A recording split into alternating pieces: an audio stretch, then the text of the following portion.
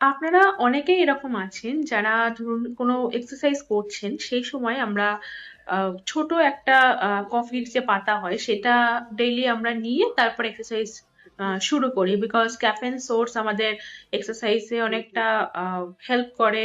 এটা আমরা বিভিন্ন রিসার্চেও পেয়েছি এবং অনেকে সেটা যখন এক্সারসাইজ করছেন, কোনো রেজিস্ট্যান্স ট্রেনিং যখন করেন তখন তারা দেখতে পান।